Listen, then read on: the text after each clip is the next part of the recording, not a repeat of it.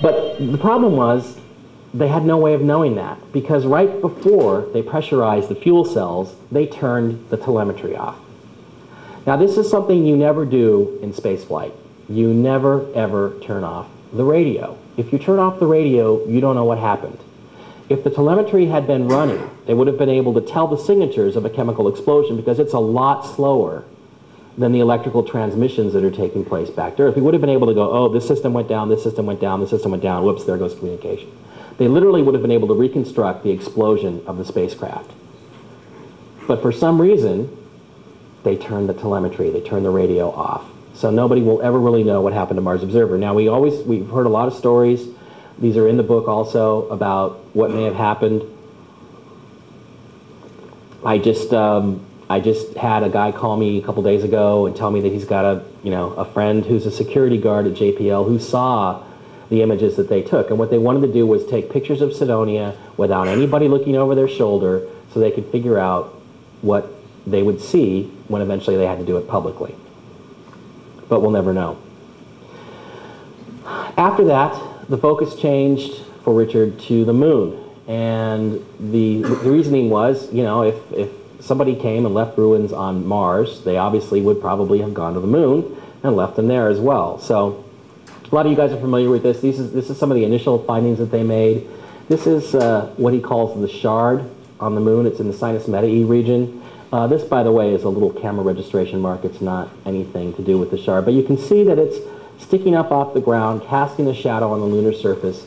And there is no way, if the moon is what NASA says it is, that that thing can be there. There's no way that you can have something standing straight up. It would have been battered to dust by meteors eons ago, billions of years ago. Also, you might notice there's this little guy right up here, this little fuzzy spot, which, by the way, is not a distant galaxy. It is not a comet. It is not anything far away, because the exposure times for these images are about 1/250th of a second, because there's no atmosphere to refract or to filter the light on the moon. So you have to have really short exposure times, and there's no way something that's light years or millions of miles distant is going to show up on a picture when you take it with that quick of a shutter speed. So the reality is, whatever this was, it had to be really close. Well, what it turned out to be was something that Richard nicknamed the Tower, standing up about 7 miles off the lunar surface. It seemed to have connecting guy wires and little things, its filaments that seemed to be supporting it, and it was a giant reflective glass cube. Now, there's a few other areas of the moon that they investigated initially. This is in an area called Los Angeles. This picture is in the book. The reason it's called Los Angeles is because it looks a lot like Los Angeles from the air. Now, this thing, I don't know what the hell this thing is. I guess it's, a cellular tower on the moon. I don't know. It looks like a twisted paperclip, but whatever it is, I know one thing. It's not supposed to be there if the moon is uninhabited or has never been inhabited, and if the moon is what NASA says it is.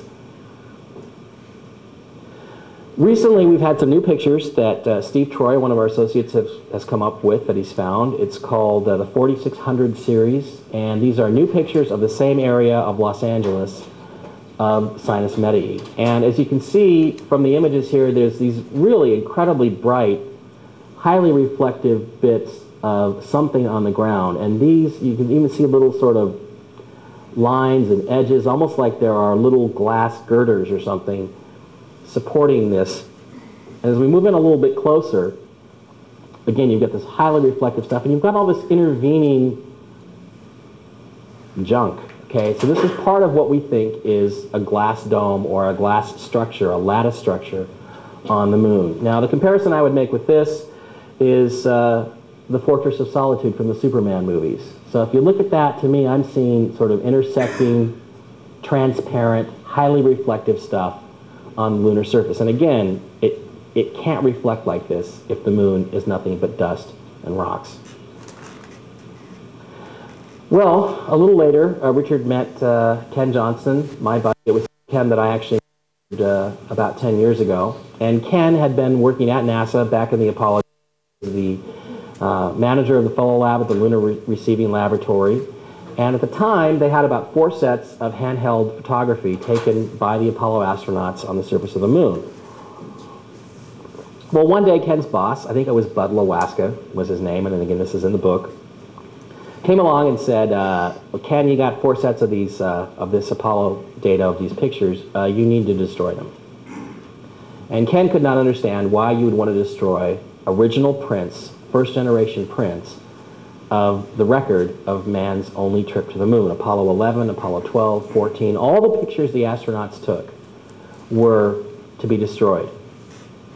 Now, of course, in retrospect, the reason why they would do that is because they wanted to control, in fact, the database. They didn't want to have other databases out there. They wanted to do things probably to the picture so that they wouldn't show what they eventually showed.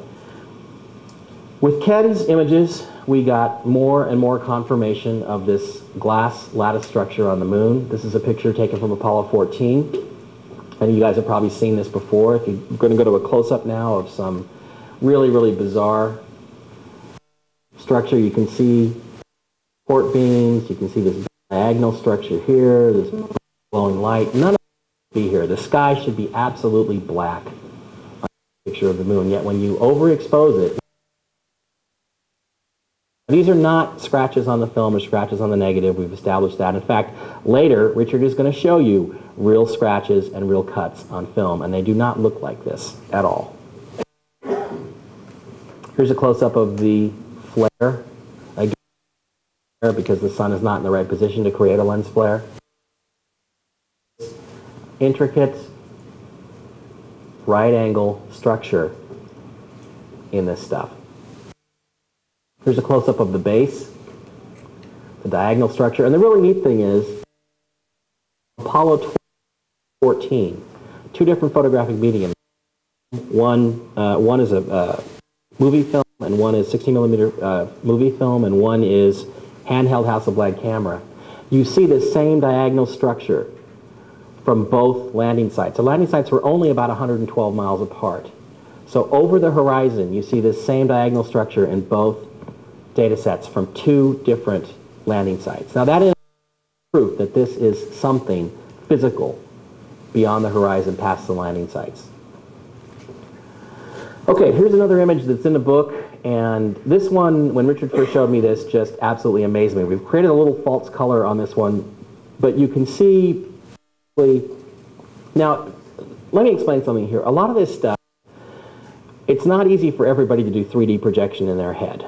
I'm an engineer, so I've been doing it since I was a kid. If you've ever taken a technical drawing class or anything like that, they try to teach you to do orthographic projection, 3D projection in your head. So sometimes not everybody can really see this stuff the way that I see it. When I look at this, I instantly see the 3-dimensional structure of it. About a third of the people are like that. Boeing did some studies on this. About a third of the people just automatically, oh yeah, I can see that. I can see how to project that in 3D. About a third of the people can be brought along and trained that way, and about a third of the people, like Art Bell, really, really have a hard time. When I look at this, I see a major structural spine going up here. I see panes of this stuff intersecting. Here's a plane right here. This is probably all at the same level. A rib here, a rib here, a rib here. Cross cuts all there. There's a little triangle-shaped thing. It's a support going up there. I mean, it's just incredible. And Richard, I think, will show you the full picture of this later, where it came from. And I see lattice work and infrastructure and all kinds of stuff in here. Now, back in the 1990s, when they did a press conference before at the National Press Club, 96,